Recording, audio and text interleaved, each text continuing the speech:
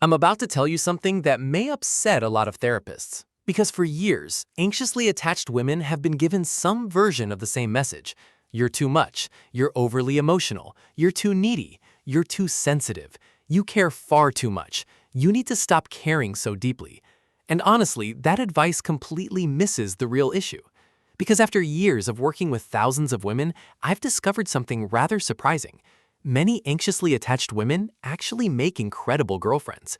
Some of the most loyal women I've ever encountered are anxiously attached. Some of the most loving women I've ever known are anxiously attached. And some of the most committed women I've ever worked with are anxiously attached. The problem usually isn't their attachment style itself. The real problem is what happens when those strengths become distorted by fear. Because underneath many anxious attachment behaviors are some incredibly valuable qualities for relationships. In this video, I want to walk you through the strengths of anxiously attached female partners, and specifically 4 important areas.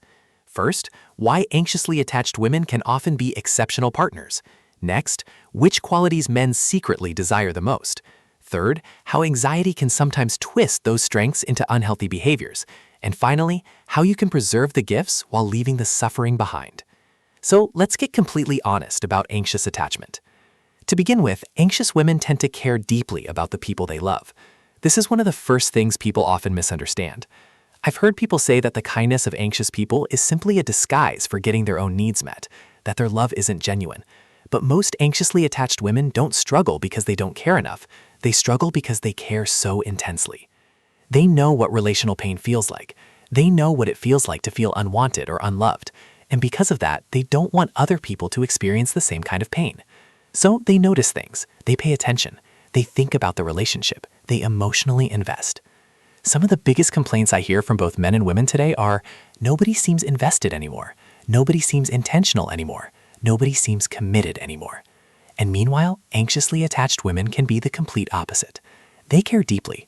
Sometimes they care a little too deeply and a little too quickly, absolutely. But caring deeply isn't a character defect. It's a strength that simply needs the right direction. When they are healthy and feel secure, anxiously attached women can bring loyalty, thoughtfulness, affection, consistency, and emotional involvement into a relationship. Many men spend years looking for a woman who genuinely cares. Entire stories and romantic sagas have been created, mostly by men, about the woman who represents unwavering loyalty. A woman like that can touch a man's heart in a way almost nobody else can. But then those same men meet a woman who happens to be anxiously attached. She feels unsafe, and suddenly the unhealthy side of her approach becomes obvious.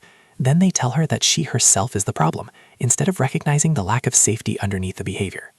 The problem is rarely that anxious women care too much. The real issue is that fear takes control of their caring and covers up the genuine loyalty they bring into the relationship. Now, the research surrounding anxious attachment and bonding is fascinating, and you need to understand this if you want to see why anxious women can bring such powerful loyalty into a relationship. Researchers studying attachment repeatedly discover that anxiously attached individuals place enormous importance on connection, and that isn't inherently a bad thing. Many anxiously attached women naturally invest heavily in connection, communication, closeness, togetherness, and emotional intimacy.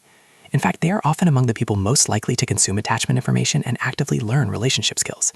Even further, psychologist Sachi Andor has suggested that these tendencies may serve an important evolutionary purpose.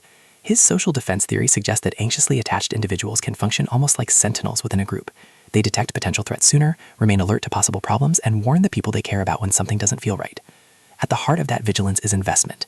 The relationship matters to them deeply. And frankly, in a world filled with emotional distance and disposable dating culture, many anxious women bring something that is becoming increasingly rare: devotion. They remember birthdays, they check in, they think about their partner, they search for ways to make their relationship stronger. Those aren't weaknesses, those are relationship skills. But the trouble begins.